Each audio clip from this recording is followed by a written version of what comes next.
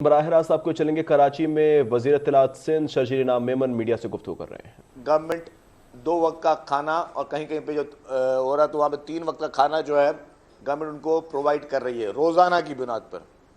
इंतज़ामिया Sindh government मिलकर millions of लोगों को रोज़ाना की बुनियाद पर जो है वो खाना प्रोवाइड किया जा रहा है। उसके अलावा 6,88,712 ख़ानदानों को राशन बैग्स दिए गए हैं गवर्नमेंट के, और राशन बैग का जो है वो सप्लाई का सिलसिला है वो जारी है और उसमें अब स्पीड और तेज़ी काफ़ी आ चुकी है।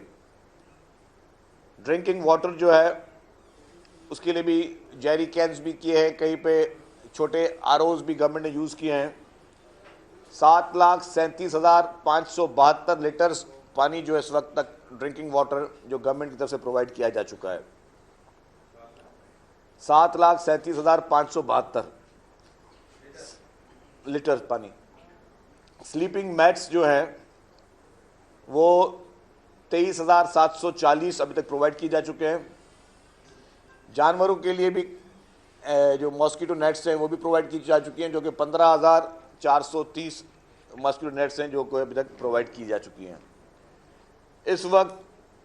इसके बाद डेंगू की सूरत हाल भी आपको पता है कि डेंगू की सूरत हाल भी पूरे पाकिस्तान में ही इस वक्त जो है वो ख़राब है।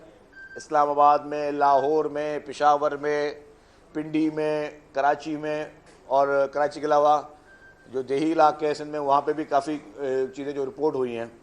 उसके बाद हुकूमत सिंध ने टोटल 44 डेंगू वार्ड्स जो हैं वो इस्टेब्लिश किए हैं थ्रू आउट सिंध में, और वो डेंगू वार्ड्स में लोगों को ट्रीट किया जा रहा है, जो इस तरह की बीमारी हो रही है उसको देखा जा रहा है। इसके अलावा हेल्थ डिपार्टमेंट ने जो है उसने भी, और जो हमारी मुकामी इंतज़ामिया है पूरे सिंध की, उन्होंने मिलकर डेंगू के स्प्रेस, मलेरिया के स्प्रेस जो है वो सिंध भर में किए जा रहे हैं, और इन चीज़ों का मकसद ये है कि लोगों को बचाया जा सके। इस वक्त गवर्नमेंट का जो फोकस है वो है डी वाटरिंग पे, क्योंकि जैसे ये डी वाटरिंग होगी, जैसे पानी निकलता जाएगा, ज़मीन खुश्क होती जाएगी, तो ये मच्छर और ये बीमारियां भी उससे कम होती जाएंगी, लोगों का एक्सेस भी बढ़ जाएगा। तो इस वक्त फोकस यही है कि हर ज़िले में जिस हद तक भी पॉसिबल हो वो डी वाटरिंग के प्रोसेस को बढ़ाया जा सके, ताकि लोगों के लिए चीज़ें वो सहूलत ज़्यादा बेहतर हो सके।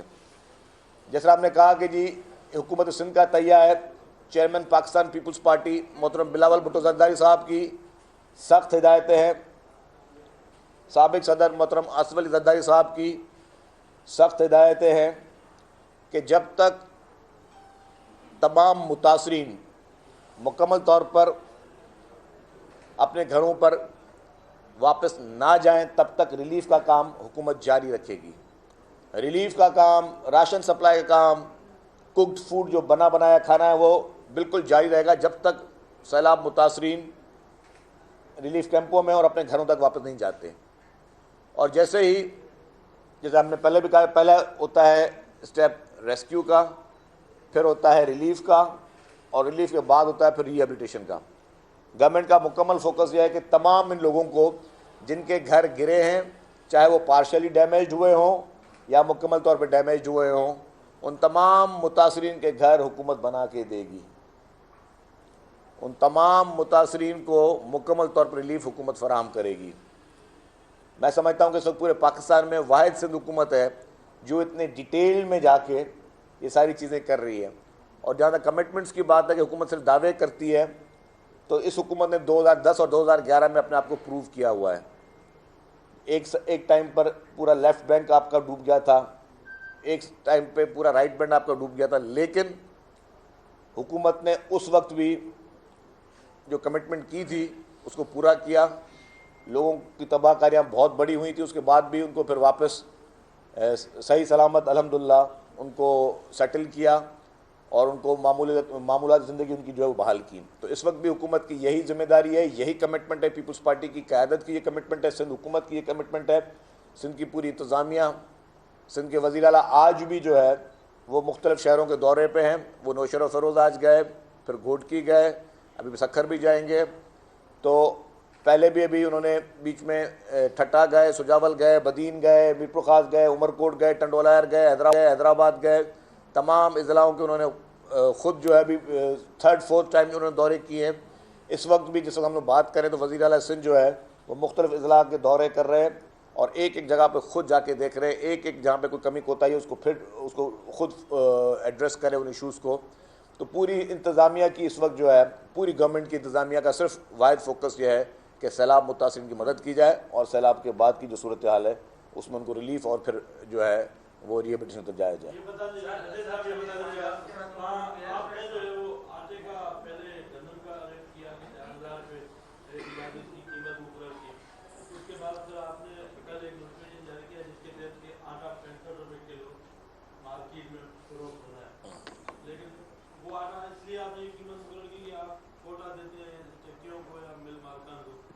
लेकिन चक्की वाले कहते हैं कि हमें कोटा इतना ही कम मिलता है और हम इस कीमत पर आटा फ्लो करने के लिए तैयार नहीं है। और जो आपकी मिल एसोसिएशन है वो आटा जो सड़क पे बेचेगी जिस कीमत पे आपने कहा है वो खाने के लायक नहीं होता। ऐसे में सिंध हुकूमत के पास क्या है कि सिंध के टैक्स के पैसे से जो गन्नम खरीदी जाती है और जो गन्नम इन फ्लोर मिल को मालकान को दी जाती है हज़ारों की तादाद में, उनसे कैसे साफ सुथरा अच्छा आटा आवाम तक पहुँचेगा? देखिए जी, आपका सवाल बिल्कुल ठीक है, मैं थोड़ा वजाहत कर लूँ। हुकूमत सिंध ने गंदम की जो 4,000 रुपये प्राइस फिक्स की है उसके मकासद थे, पहले तो बता दूं मैं। वो मकासद ये थे कि गंदम वैसे भी जो भी काश्तकार है उसके लिए कोई बड़ा बम्पर क्रॉप नहीं होता जिससे कोई उसका कोई बहुत बड़ा फाइनेंशियल बेनिफिट मिलता हो। गंदम लोग इसलिए उगाते हैं या तो अपने खाने के लिए या फिर थोड़ी बहुत फिर सरकार को दे दी, मतलब वो इतना ज़्यादा कोई प्रॉफिटेबल क्रॉप नहीं होता। और इन हालात में जब पूरी मुकम्मल तौर पे आपकी ज़राअत तबाह हो चुकी हो सिंध की, तो आपने किसी न किसी तरीके से उन लोगों को इनकरेज करना है, उन काश्तकारों को कि जी बराए मेहरबानी आप गंदम लगाएं। हुकूमत ने प्राइस जो 4,000 कर दी है। जो आपका दूसरा सवाल था, अब वो बताऊँ जो 4,000 की है वो आपकी नेक्स्ट क्रॉप के लिए। इस वक्त जिन लोगों ने गंदम सरकार की ख़रीदनी है या ख़रीदी है 1 अक्टूबर से, तो उन्होंने ख़रीदनी भी है, तो वो उन्होंने पुराने रेटों पर ख़रीदनी है। जो 2,200 रुपये सपोर्ट प्राइस थी उस पर ख़रीदनी है, उन्होंने वो 4,000 रुपये में नहीं ख़रीदनी है। तो जो पुराना रेट है उसी पर उन्होंने ख़रीदनी है, तो उनको उसी पैसों में देना चाहिए।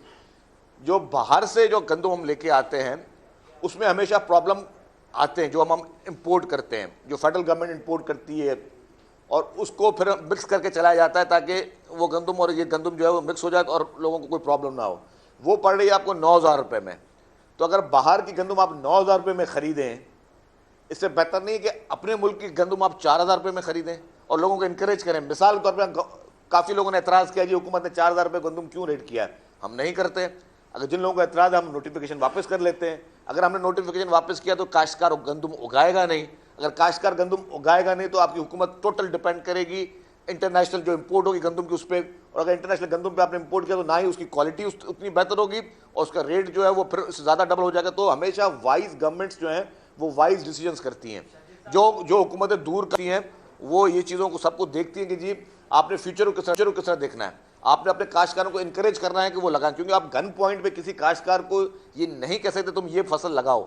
ये गवर्नमेंट के पास पूरी दुनिया में इस तरह का कोई मैकेनिज्म नहीं है कि आप गन पॉइंट पे काश्तकारों को या ज़बरदस्ती हुकूमत इंपोज करेगी नहीं आप कॉटन नहीं लगाओ, आप गंदम लगाओ, आप शुगर कैन नहीं लगाओ, आप गंदम लगाओ। तो अगर आप इनकरेज करें तो उनको वो सपोर्ट देंगे, क्योंकि अदरवाइज खुदा ना खास्ता अगर ये सारी शॉर्टेज हो गई और खुदा ना खास्ता कल को आपके इंटरनेशनल हालात भी कोई ऊपर नीचे हो गए तो पर आपका फूड क्राइसिस तो हम नहीं पैदा करना चाहते इस मुल्क में। इसके बाद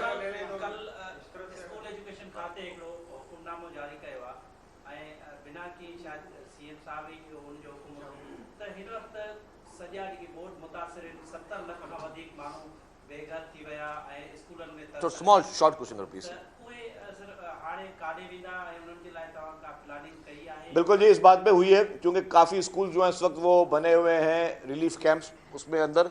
तो एजुकेशन मिनिस्टर साहब को लास्ट कैबिनेट में भी ये कहा गया है कि वो अपनी पॉलिसी मुरतब दें और इस तरह की पॉलिसी दें कि जिन लोगों के स्कूल्स बंद हैं तो ये ना हो कि जी एनुअल एग्जाम्स में उन बच्चों के साथ कोई ज्यादती हो जाए और कुछ बच्चे हैं जो स्कूल्स में रेगुलर जा रहे हैं, कल को बोर्ड के एग्जाम्स होने हैं। बोर्ड के एग्जाम्स में अगर उन लोगों को एक के साथ ज्यादती हो दूसरों के लिए वो हो तो वो एजुकेशन डिपार्टमेंट उसके लिए पॉलिसी बनाएगा। जी हामिद साहब। 11 अरब रुपए का दावा किया जा रहा है इमरान खान साहब की तरफ से कि उन्होंने टेलीथॉन के जरिए इकट्ठे किए बरसात मुताफिक, तो वो पैसे कोई आपकी सिंध हुकूमत से भी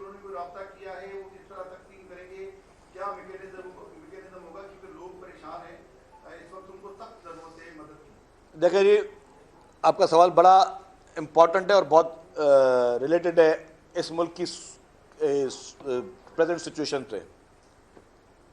इमरान खान के पास जो पाकिस्तान का नक्शा मौजूद है उसमें सिंध और बलूचिस्तान है ही नहीं।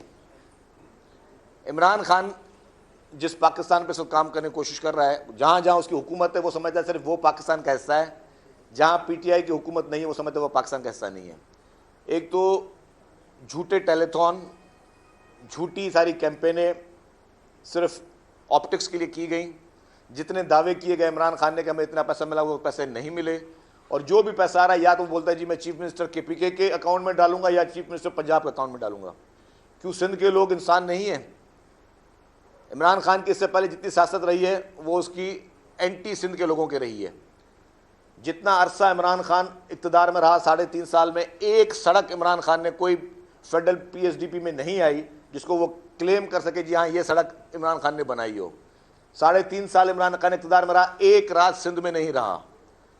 आज जो है वही इमरान खान जब हमारी सैलाब मुतासरीन की इमदाद जो कि सिंध हुकूमत ने खरीद की, सिंध हुकूमत कराची में एक वेंडर को ऑर्डर दिया, जिस तरह हम राशन बैग्स के ऑर्डर दे रहे हैं, उस वेंडर के एक गोदाम, एक उसके फैक्ट्री कराची में है, उसकी एक फैक्ट्री लाहौर में है, पंजाब में कहीं पे उसकी। तो वहाँ से जब उसको ऑर्डर दिया गया तो जो पंजाब से सामान आ रहा था उसको बॉर्डर पे सील किया गया। उस सील करने के बाद एफआईआर काटी गई और वो सामान जब्त किया गया। मैं कहता हूँ डूब मरने का मुकाम है किसी भी पॉलिटिकल पार्टी के लिए। ये ऐसा काम भारत और इसराइल ना करे जो इमरान खान इस वक्त सिंध के लोगों के साथ कर रहा है। और इमरान खान का टोटल इस वक्त सियासत जो है वो मुनाफिकत की तरफ जा रही है। उसकी मुकम्मल सियासत जो है वो मुल्क में इंतशार के लिए जा रही है। ये शख्स ना इस कौम के साथ मुखलिस है ना इस अवाम के साथ मुखलिस है। वो सिर्फ और सिर्फ अपनी कुर्सी की लालच में, उस कुर्सी की हवस में इस वक्त पागल हो चुका है। जिस तरह के इस वक्त वो हरकतें कर रहा है, जिस तरह की वो बातें कर रहा है, जिस तरह के वो कल फिर जो उनकी ट्रेंड चलना शुरू होगा सोशल मीडिया पे, ये सिर्फ और सिर्फ सोशल मीडिया की बिना पर खेल रहा है। इसके पास रियल पब्लिक की कोई ताकत नहीं है। एक तरफ लोग डूब रहे हैं पानी में, एक तरफ लोग जो है वो बीमारियों में मुब्तला हैं और वो शख्स कंटेनर में बैठ के गाने चला रहा है और नाच गाने लगा के बैठा है और उसके जलसों में जो है वो नाच गाने चल रहे हैं। क्या ये मुल्क इस तरह होता है? कौमें इस तरह होती हैं? ये कोई कौम इस तरह नहीं होती जो इस वक्त जिस तरह की पॉलिटिक्स इमरान खान कर रहा है। पहले इसने क्या किया, एक झूठी तस्वीर को उसने सोशल मीडिया पर इन्होंने टैग किया, यूनाइटेड नेशंस को टैग किया और पूरी दुनिया को मैसेज दिया कि पाकिस्तान में इन सैलाब मुतासिरीन को इमदाद ना दी जाए। मैं कहता हूं ये क्रिमिनल नेग्लिजेंस का केस है। चीफ जस्टिस सुप्रीम कोर्ट फौरी तौर पर इसमें नोटिस ले। मैं उनसे अपील करता हूं कि एक शख्स आपके मुल्क के उस मजलूम अवाम के खिलाफ साजिशें कर रहा है, उन मजलूम मुतासिरीन के खिलाफ साजिश कर रहा है, आप कौन से कानून के तहत, कौन से आइन के तहत उसको आप बाहर रख सकते हो? ऐसे शख्स को फौरी तौर पर सलाखों के पीछे होना चाहिए जो ऐसे मौके पर इस तरह की साजिशें कर रहा है। और तमाम इदारों का यह फर्ज है कि जो रेड लाइन इमरान खान इस वक्त क्रॉस कर रहा है उस रेड लाइन पर नोटिस लें। क्या पाकिस्तान में इतनी रेड लाइन आज तक किसी और जमात ने क्रॉस की हैं? क्या पाकिस्तान में इस मुल्क में एक कानून चलेगा या 2 कानून चलेंगे कि इमरान खान आज दिन तक उसको लाडला तस्वीर किया जाता है? और मैं कहता हूं इमरान खान एक, हम समझते सब, आप भी समझते हैं कि वो फारिग आदमी है, बेवकूफ़ आदमी, आप कहते रहते हो कि ये बेवकूफ़ आदमी है, लेकिन वो बेवकूफ़ नहीं है, वो बहुत समझदार आदमी इस हिसाब से है कि उसने जो अभी तक प्लानिंग की उसमें वो कामयाब जा रहा है। कैसे? उसने चीफ इलेक्शन कमिश्नर को मुतनाज़ा बनाने की कोशिश की, उसने मुल्क की अदालतों को मुतनाज़ा बनाने की कोशिश की, उसने मुल्क के हर इदारे के सरबराह को मुतनाज़ा बनाने की कोशिश की और उसमें कामयाब हो गया। वो कोई अदालत उसको सजा देती नहीं है। कोई उसके लोगों के गुनाह या लोगों के ऊपर जो केसेस होते हैं वो प्रूव होने होते हैं कोर्टों में। इमरान खान के खिलाफ तब केस दाखिल होता है जब वो ओपन एंड शट केस होता है, जब सबको पता होता है कि इमरान खान ये क्राइम कर चुका है और ये चीज़ें मान चुका है, वो रिपोर्टें आ चुकी हैं। उसके बावजूद इमरान खान के ऊपर कोई एक्शन नहीं लिया जाता। इमरान खान अनटचेबल शख्स बना हुआ है। मुल्क का कोई कानून, कोई आइन, कोई अदालत, कोई इलेक्शन कमीशन, कोई और इदारा इमरान खान के खिलाफ एक्शन नहीं लेता। तो ये सवाल ज़रूर जन्म देते हैं पूरे मुल्क और कौम के सर पे कि जी ये आखिर ऐसा क्या शख्स है जिसके सारे गुनाह अयां हैं, जिसके गुनाह छुपे हुए नहीं हैं, जिसका पूरा किरदार छुपा हुआ नहीं है, जिसकी पूरी हिस्ट्री छुपी हुई नहीं है, जो फॉरेन फंडिंग केसेस में आपको भारत पैसे दे रहा है, फॉरेन फंडिंग केस में आपको इसराइल पैसे दे रहा है, फिर भी वो शख्स सियासत कर रहा है। उसके खिलाफ जो भी डिसीजन या जजमेंट जो इलेक्शन कमीशन में आ रही हैं सारी रिजर्व हो रही हैं और फिर 2-2, 3-3, 4-4 माह, 5-5 माह में तक चल रही हैं। पहले ये शख्स ने इसी फॉरेन फंडिंग के खिलाफ केस के खिलाफ 6 साल 7 साल ये इल्तवा लेता रहा, उसको ड्रैग ऑन करता गया। उसके बाद जजमेंट आ गई। जजमेंट के बाद क्या हुआ? जजमेंट में तो क्लियर लिखा कि ये शख्स चोर है, ये डाकू है, ये मनी लॉन्ड्रिंग में मुलविस है, ये हर उस क्राइम में मुलविस है।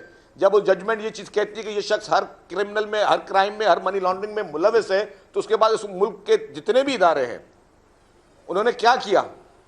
किसने इमरान खान को आज तक उंगली तक नहीं लगा सके? क्यों? कि वो शख्स अपनी साजिश में कामयाब हो रहा है। वो पहले इदारों को मुतनाज़ा बनाता है ताकि इदारे प्रेशर में रहकर उसके खिलाफ कोई कार्रवाई ना कर सके। और अभी तक उसकी जितनी भी जो कोशिश रही है वो इस तरह की रही है। कल भी 2 दिन पहले जलसा करता है चकवाल में बैठकर, वहां जो उसने बेहुदा जुबान इस्तेमाल की है और अपने आप को कहता है कि कोई तुम्हें फोन करे तो तुम फोन का जवाब, अगर तुम्हें फोन पे एक इंस्ट्रक्शन दे तो वो तुम दूसरी इंस्ट्रक्शन देना। वो इतना डरपोक बुज़दिल शख्स है इमरान खान, इतना बुज़दिल शख्स है, उसमें इतनी आज तक हिम्मत नहीं वो बताया कि मिस्टर एक्स और मिस्टर वाई कौन है। उनका नाम लेते हुए इसके जो है वो परेशानी होती है, पसीने छूटते इमरान खान के। और दूसरी बात, तुम ये बातें कर रहे हो कि जी तुमने कोई तुम्हें फ़ोन करे तो जवाब ही तुम फ़ोन पे ये कहना। इमरान खान तुम ये खुद चीज़ का एतराफ़ कर चुके हो, तुम ये खुद चीज़ पूरी एडमिट कर चुके हो। जब तुम 3.5 साल इक़्तिदार में थे तो तुम लोगों को फ़ोन करवा के अपने असेंबली में बिल पास करवाते थे।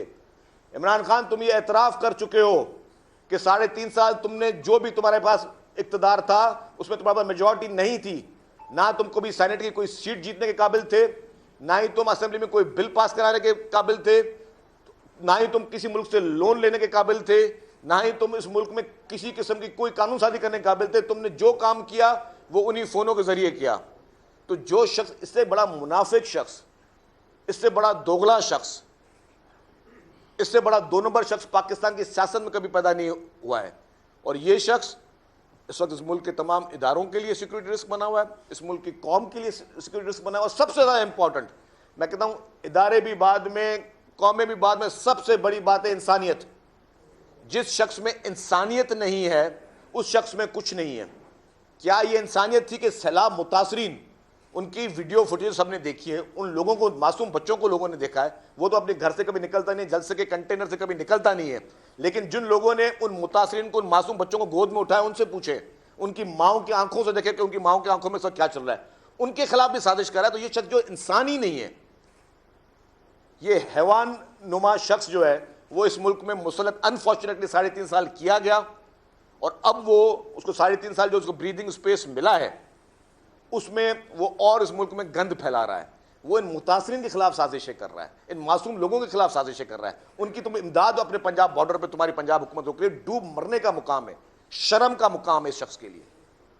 अच्छा शजील साहब, जैसे आपने बताया कि अभी कोटड़ी का जो है वो पानी कम हुआ है, ऊंचे दर्जे का सैलाब खत्म हो गया है, लेकिन अभी तक बशर फरोज शहर वो डूबा हुआ है, गेंद शाह डूबा हुआ है।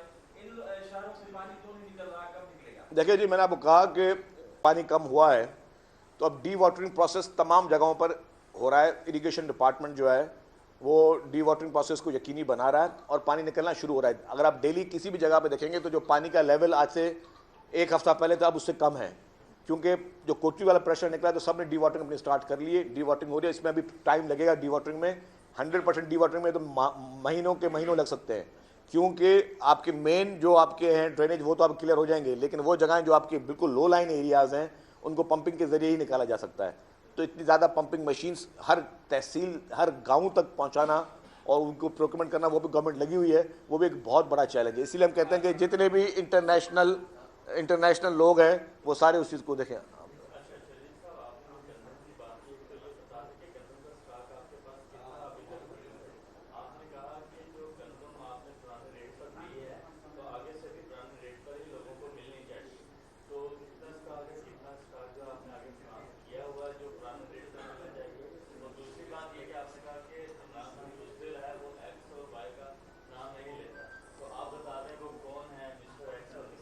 देखिए वो तो अगर उसको जो बंदा एक्स वाई का नाम नहीं लेता, जब वो नहीं नाम लेता, मुझे क्या पता है कौन एक्स और वाई? आपको पता है नाम एक्स वाई के?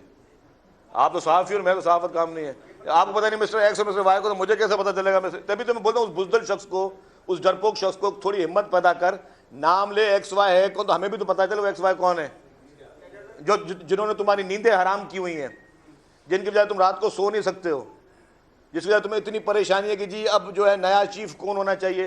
पाकिस्तान की हिस्ट्री में कभी कोई ऑपोजिशन लीडर कहता है कि जी कि फलाने को आईजी लगा दो, फलाने को डीजी लगा दो, फलाने को जो है आर्मी चीफ लगा दो।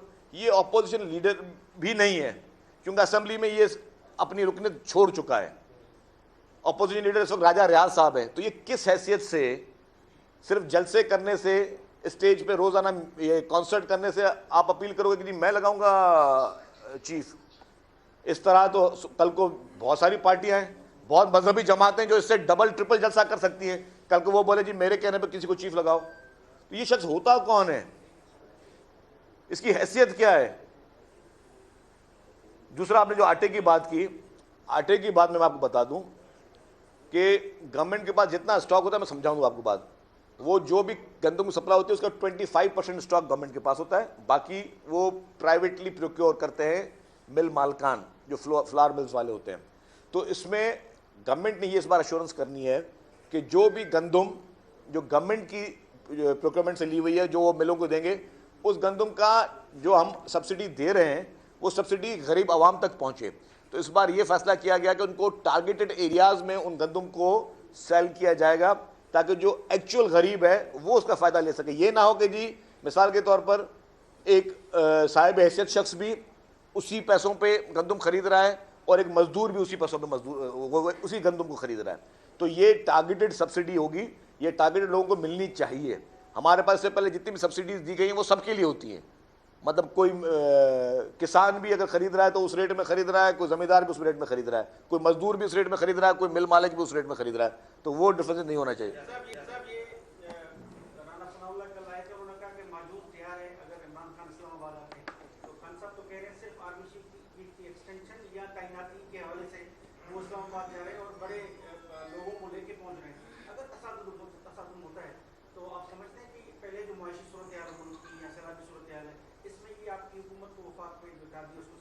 देखिए जी, पीपल्स पार्टी चाहती है कोई भी तसादुम ना हो, ठीक है, लेकिन इमरान खान के लिए मैं एक बात कहूँगा कि लातों के भूत बातों से नहीं मानते। और जितना मैं पीटीआई को जानता हूँ, अगर तसादुम हुआ तो पीटीआई वाले जितने भी हैं ना, ये दुम दबा के भागेंगे। इनमें कोई एमआरडी की जद्दोजहद करने की कोई ताकत नहीं है, इनमें कोड़े खाने की आदतें नहीं रही हैं। ये जितने भी ये कॉन्सर्ट वाले पार्टी है, ये कॉन्सर्ट वाली पार्टी सिर्फ नाच गाने के हद तक है, बाकी ये लोग जो है इनमें कोई ऐसी चीज़ नहीं है। लेकिन तसादुम ना हो तो मुल्क के लिए बेहतर है, आवाम के लिए बेहतर है, कौम के लिए बेहतर है, क्योंकि हैं तो वो भी पाकिस्तानी ना। हम फ़र्क है कि हम नहीं चाहते, हमारी वो सोच नहीं है जो एक कम ज़र्फ शख्स की सोच है कि जी अगर सैलाब मुतासरीन सिंध के हैं, अगर सिंध में वो कोई बच्चा मासूम जो है वो भूख में बैठा हुआ है, कोई माँ बेचारी भूख में बैठी है, कोई बुजुर्ग भूख में बैठा है, तो उनकी इमदाद रोक दें, उनके राशन रोक दें। मतलब ये डूब मरने का मुकाम है। पाकिस्तान की हिस्ट्री में कभी किसी ने सुना है कि हुकूमत किसी की भी हो, कोई एक सूबा, एक मुल्क का दूसरे सूबे का राशन बंद करे, दूसरे सूबे के चीज़ें ये कन्फिस्केट करे? ये आपको गिरी हुई सोच सिर्फ और सिर्फ पीटीआई में और इमरान खान में मिलेगी।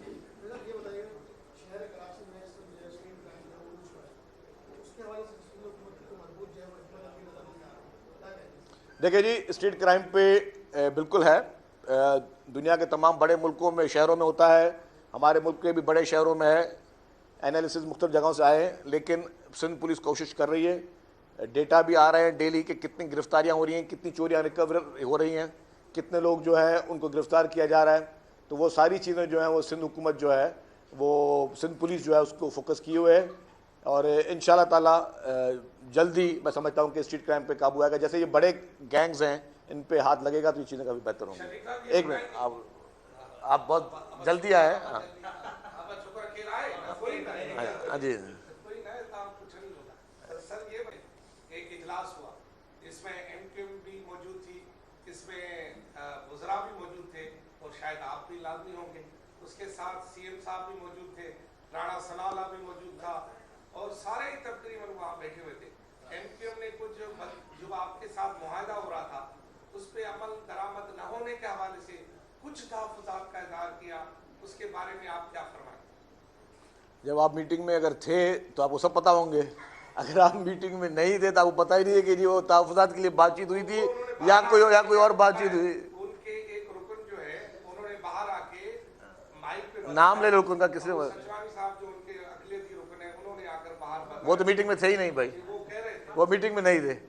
अच्छा, आप नाम ले लें किसी का। खैर वो रूटीन की मीटिंग जो इत्तेहादियों की होती है, बिल्कुल होती है। एमक्यू में कोई रिजर्वेशन होते हैं डेफिनेटली उसको गवर्नमेंट एड्रेस भी करती है।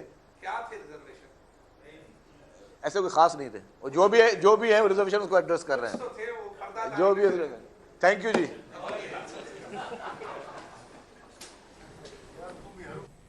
कराची में वज़ीर इत्तलात सिंध शर्जील इनाम मेमन प्रेस कॉन्फ्रेंस है। उनका कहना था कि सैलाब से 707 कीमती जानें ज़ाया हुई। सैलाब मुतासरीन को रोज़ाना की बुनियाद पर 2 वक्त का खाना फराहम किया जा रहा है। सैलाब मुतासरीन के लिए इमदादी सरगर्मियाँ जारी हैं। उन्होंने कहा कि इंतज़ामिया और पुलिस डेंगू के लिए स्प्रे कर रही है। मुतासरीन की घरों में वापसी तक रिलीफ ऑपरेशन जारी रहेगा। उनका कहना था कि तमाम मुतासरीन को घर बना कर देंगे।